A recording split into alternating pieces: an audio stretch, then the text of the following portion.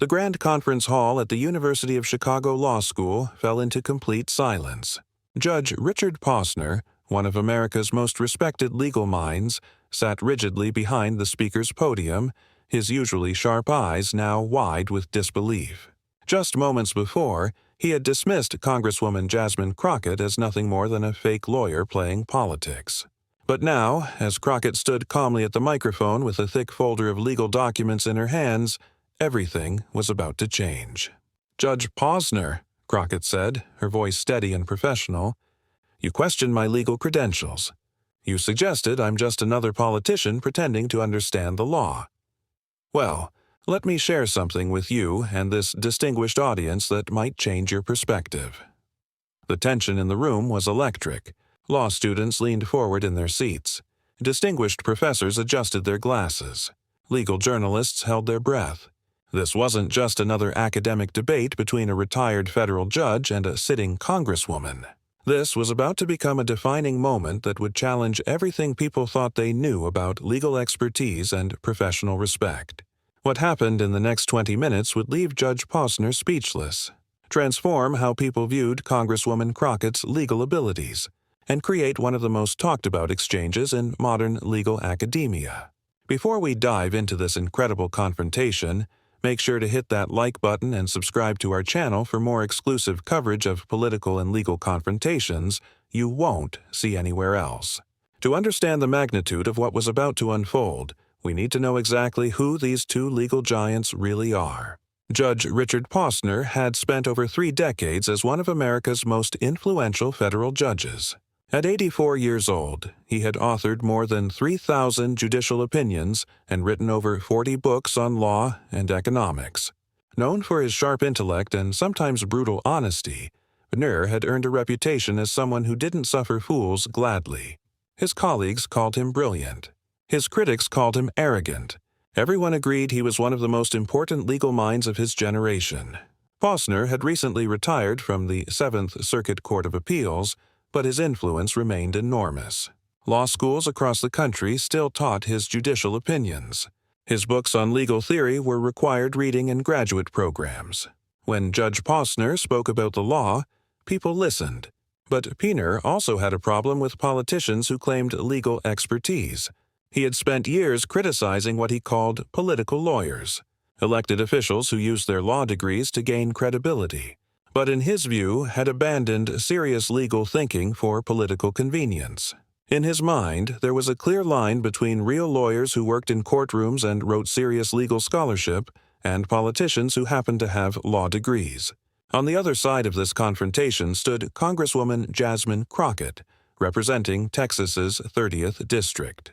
At 43 years old, Crockett had built her career as a civil rights attorney before entering politics.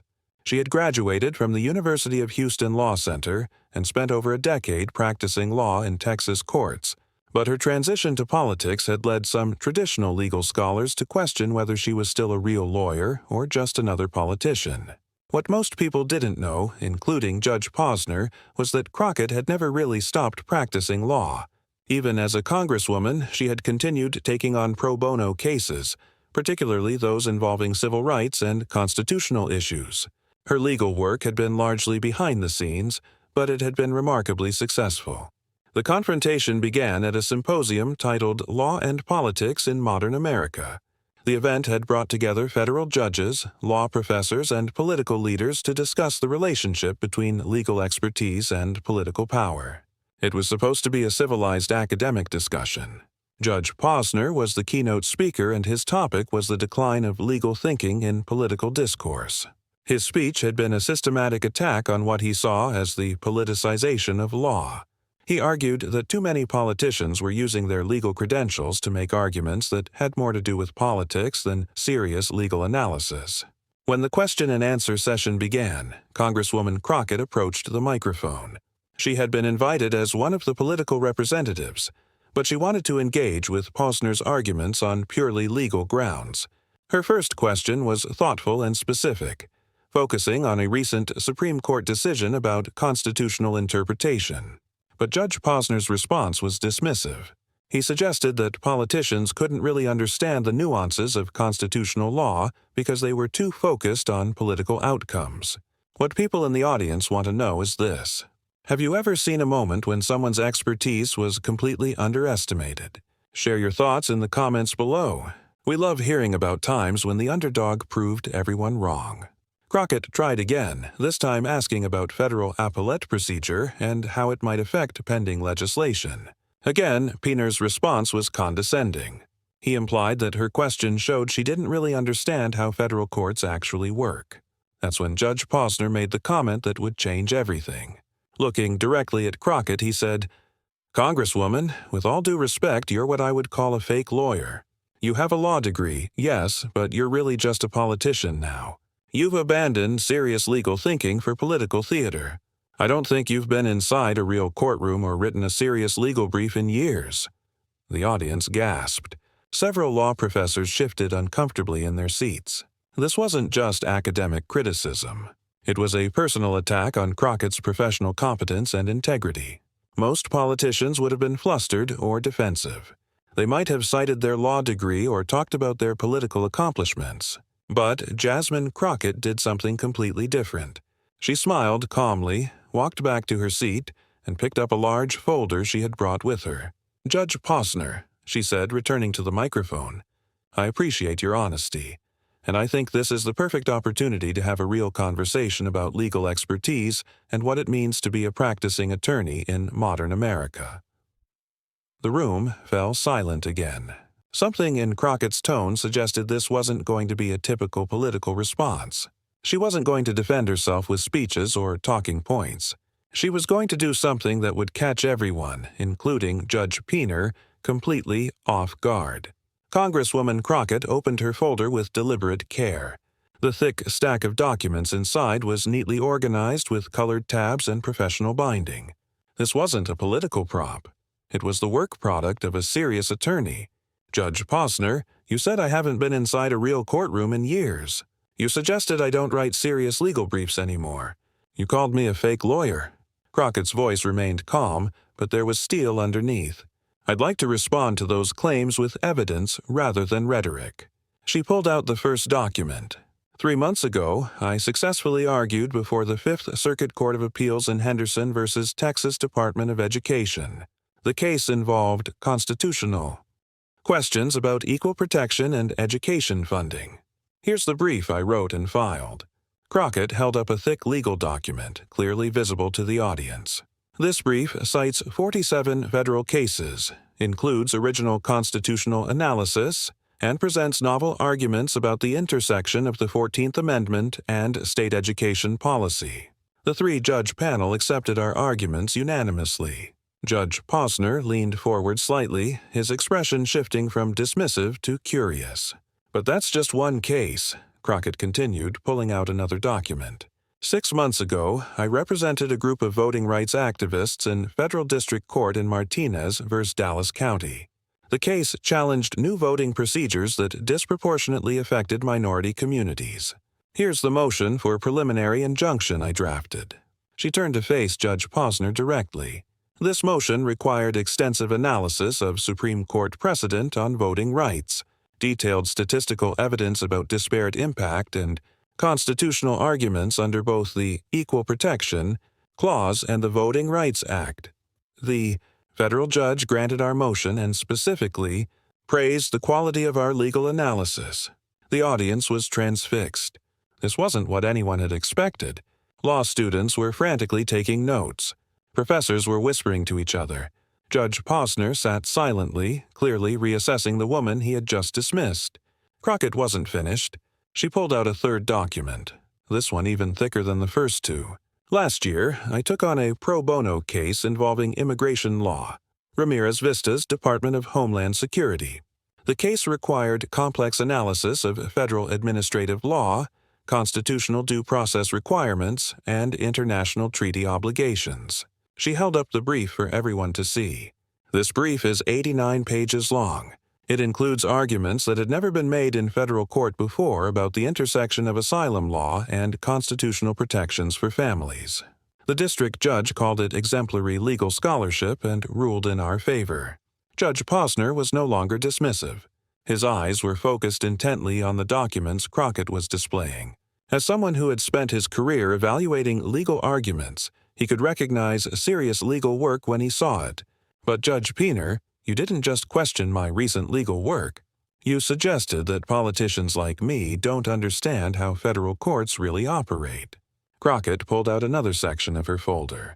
Let me address that concern as well. She displayed a series of court filings. Over the past 2 years, while serving in Congress, I filed briefs in federal court in Texas, Louisiana, and here in Illinois. I've argued motions before federal magistrates, district judges, and appellate panels. I've won preliminary injunctions, survived motions to dismiss, and successfully appealed adverse rulings. The silence in the room was deafening. Everyone could see that this wasn't political theater. These were real legal documents from real cases with real outcomes. Most importantly, Crockett continued, I've done all of this work pro bono. I don't take fees for this legal representation because my congressional salary allows me to serve clients who couldn't otherwise afford. Experienced federal litigation counsel. Judge? Posner removed his glasses and cleaned them slowly. A gesture those who knew him recognized as a sign that he was thinking carefully about what he had just heard.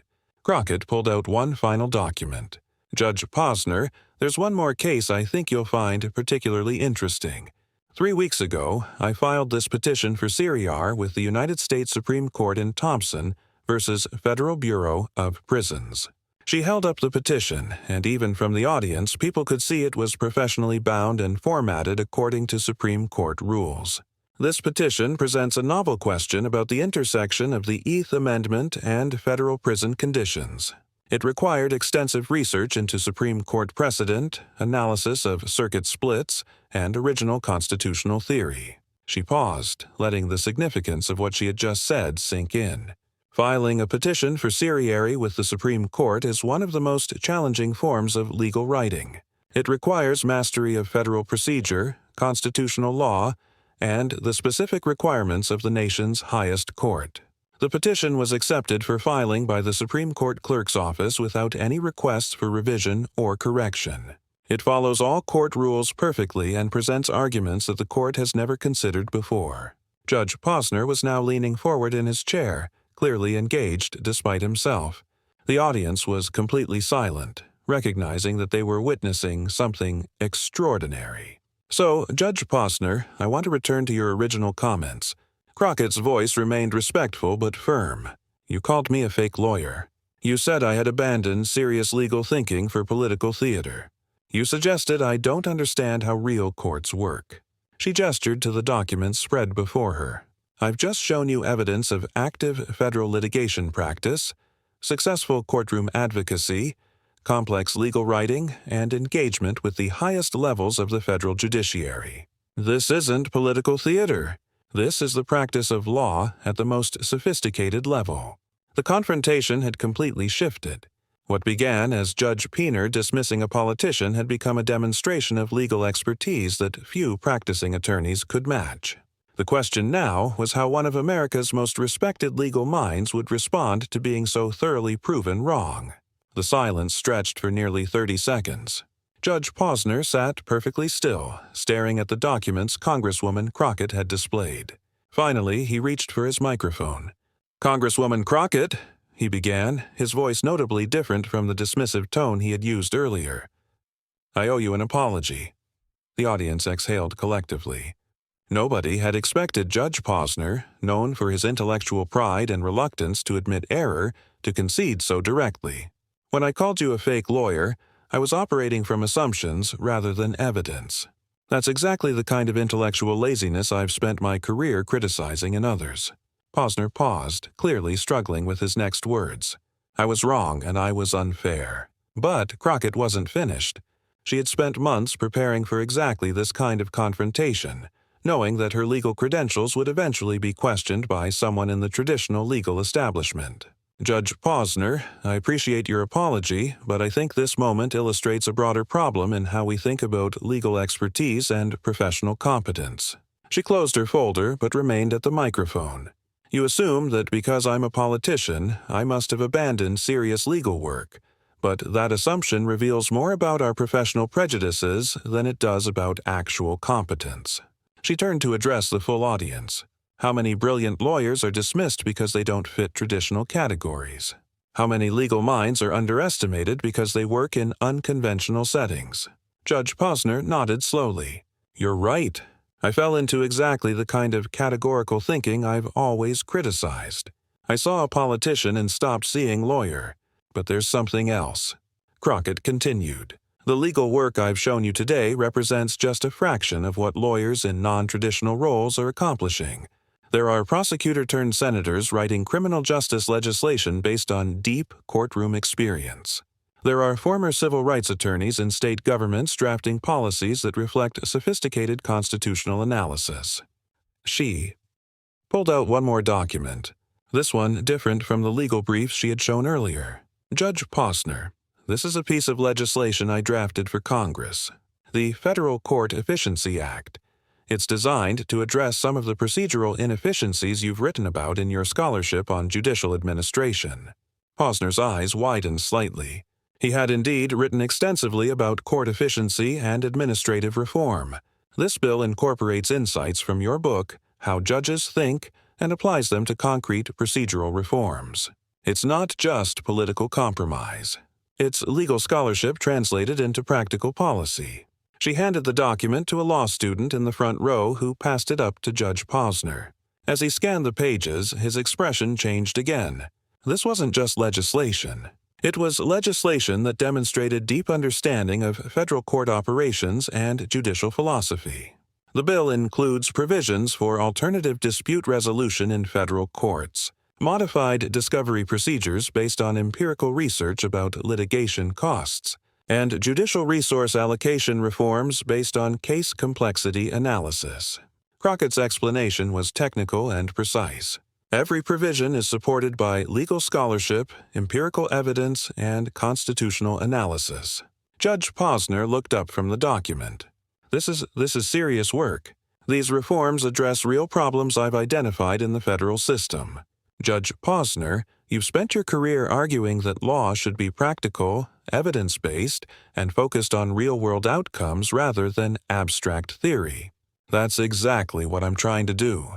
Combine rigorous legal analysis with practical policy implementation. The audience was witnessing something unprecedented. A sitting federal judge, one of the most respected legal minds in America, was being educated by someone he had dismissed minutes earlier as a fake lawyer. But the most powerful moment was still to come. Crockett pulled out her phone and opened a news app. Judge Posner, while we've been talking, I received a notification that I thought you might find interesting. She showed him the phone screen. The Supreme Court just granted Sirieri and Thompson versus Federal Bureau of Prisons, the case I filed 3 weeks ago. The court has agreed to hear arguments on the constitutional questions I raised about prison conditions and Eighth Amendment protections. The audience gasped. Having the Supreme Court agree to hear a case is extraordinarily rare. Fewer than 1% of petitions are granted Sirieri. It's one of the highest honors in legal practice. Recognizing that a case presents issues of national importance and legal significance, Judge Posner stood up slowly. Congresswoman Crockett, not only do I owe you an apology, but I owe you congratulations. Having the Supreme Court grant cert on a petition you personally drafted is an achievement most attorneys never experience in their entire careers. He walked over to shake her hand. I was not just wrong about your credentials. I was blind to work that represents the highest level of legal practice. The audience erupted in applause. Law students stood up. Professors nodded approvingly. Even the journalists who had come expecting a typical political confrontation were clearly moved by what they had witnessed. But Crockett had one final point to make. Judge Posner, I want to be clear about something. I didn't share this legal work to embarrass you or to prove that I'm better than other lawyers. I shared it to illustrate that legal expertise takes many forms and exists in many places. She gestured to the audience. There are brilliant legal minds in prosecutors' offices, public defender organizations, corporate legal departments, and yes, even in political offices. Dismissing someone's competence based on their current role means we miss opportunities to learn from each other and solve problems together. Judge Posner nodded vigorously. You've taught me something important today, and you've done it with exactly the kind of evidence-based argument I claim to value. Thank you." As the two legal professionals shook hands, the audience could see that something significant had happened. This wasn't just about one confrontation or one apology. It was about challenging assumptions, respecting evidence, and recognizing excellence wherever it appears. The question and answer session continued for another hour, but the tone had completely changed. Instead of dismissive challenges, there was genuine intellectual exchange. Judge Posner asked detailed questions about Crockett's litigation strategy. Crockett sought Posner's insights on judicial decision-making. The audience witnessed two brilliant legal minds engaging with mutual respect and shared curiosity. The aftermath of the Posner-Crockett exchange was swift and far-reaching. Within hours, video clips of the confrontation were circulating on legal blogs, social media platforms, and news websites. The legal community, which rarely pays attention to political figures unless they're nominees for federal judgeships, suddenly found itself talking about Congresswoman Jasmine Crockett. The Harvard Law Review invited Crockett to write an article about the intersection of legislative work and litigation practice. The Yale Law Journal requested a piece on constitutional law and policy implementation. 3 law schools extended invitations for her to speak to students about non-traditional legal careers. But the most significant immediate consequence came from an unexpected source. Judge Frank Easterbrook, one of Posner's former colleagues on the Seventh Circuit, issued a public statement that appeared in the Legal Times. Dick Posner has always valued intellectual honesty above personal pride. His willingness to acknowledge error and learn from Congresswoman Crockett demonstrates exactly the kind of judicial temperament that made him such an effective judge. More importantly, Easterbrook continued, Congresswoman Crockett's legal work represents the best traditions of American advocacy, rigorous analysis, practical application, and service to clients who need experienced counsel. The legal profession is stronger when we recognize excellence in all its forms. The Supreme Court development added another layer to the story's impact. Legal experts began analyzing Crockett's certiorari petition, and the consensus was remarkable. Professor Lawrence Tribe of Harvard Law School called it a masterful piece of legal writing that presents novel constitutional arguments with exceptional clarity and scholarship. Former Solicitor General Donald Verrilli reviewed the petition and commented, "This petition demonstrates the kind of innovative legal thinking that advances constitutional law. The arguments are both theoretically sophisticated and practically grounded." Within a week, major law firms were reaching out to Crockett about potential collaboration on high-profile cases. Public interest organizations began asking her to consult on constitutional litigation strategies. The American Bar Association invited her to join a committee on federal court reform. But perhaps the most meaningful recognition came from Judge Posner himself. 2 weeks after their confrontation, he published an essay in The Atlantic titled The Dangers of Professional Prejudice. The piece was a thoughtful reflection on how assumptions about competence can blind us to excellence. "I have spent my career arguing that legal reasoning should be based on evidence rather than assumption," Posner wrote. Yet, when confronted with a lawyer whose career path didn't match my expectations, I abandoned evidence-based thinking in favor of professional prejudice. Congresswoman Crockett reminded me that intellectual integrity requires constant vigilance against our own biases. He continued, "The legal work Congresswoman Crockett presented that day would have impressed me if it had been produced by any attorney in any setting. The fact that it was produced by someone juggling congressional responsibilities makes it even more remarkable." The essay went on to praise Crockett's approach to combining legal practice with policy work. She has found a way to use rigorous legal analysis to inform legislative solutions to real problems. This is exactly the kind of practical legal thinking I have always advocated. 3 months after the confrontation, the impact was still growing.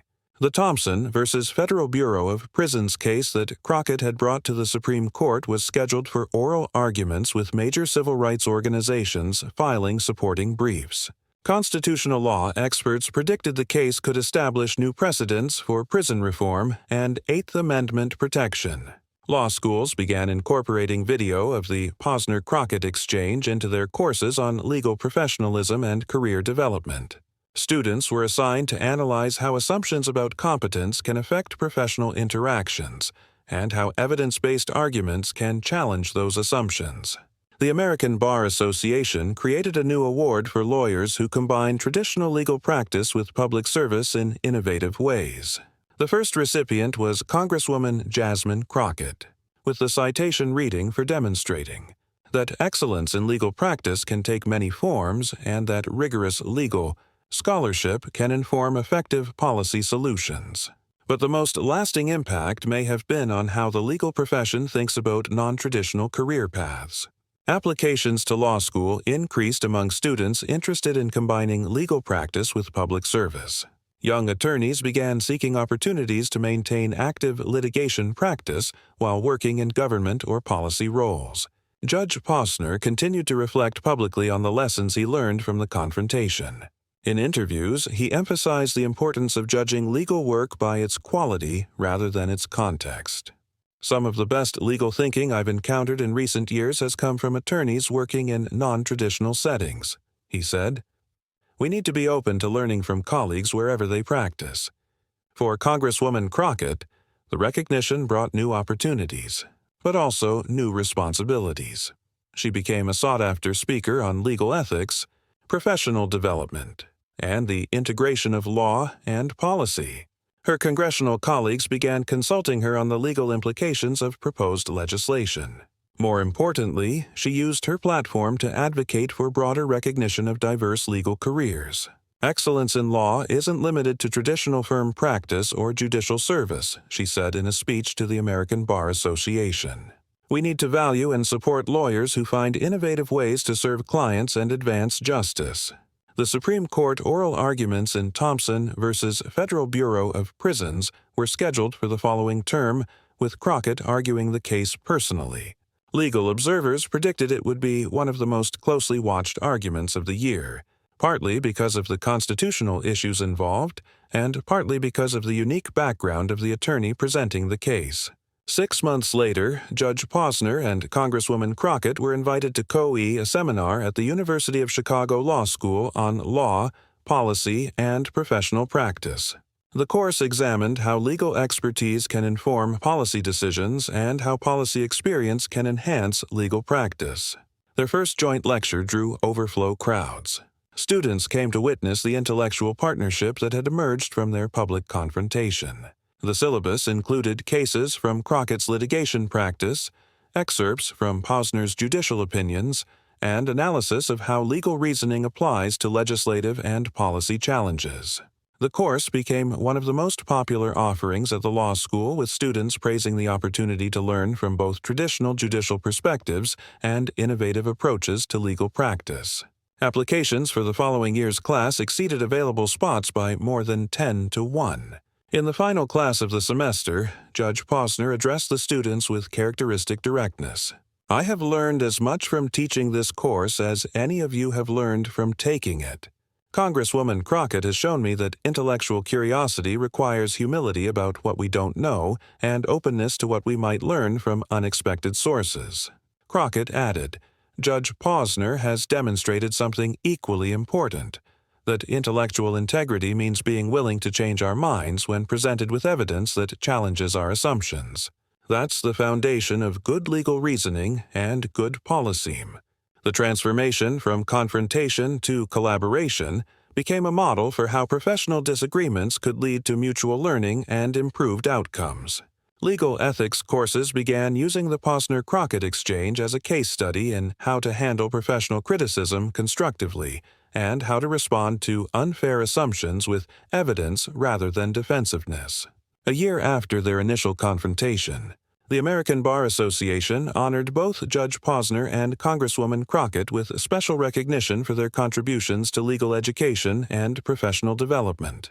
The award citation noted their willingness to learn from each other and their commitment to evidence-based evaluation of legal competence.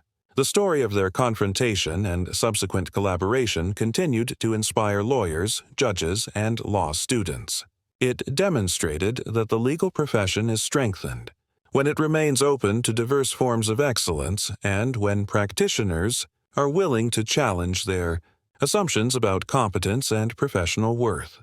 Most importantly, it showed that even the most uncomfortable professional confrontations can become opportunities for growth, learning, and mutual respect when handled with intellectual honesty and genuine commitment to excellence in legal practice. Thank you for watching this incredible story of professional confrontation, personal growth, and ultimate collaboration. If this analysis opened your eyes to the importance of challenging assumptions and recognizing excellence in unexpected places, please hit that like button and subscribe to our channel for more exclusive coverage of legal and political developments that matter. Share this video with anyone who needs to hear about the power of evidence-based arguments and intellectual humility. What moment in this confrontation resonated most with you? Leave your thoughts in the comments below. We read every response and love hearing your perspectives on these important professional and constitutional issues.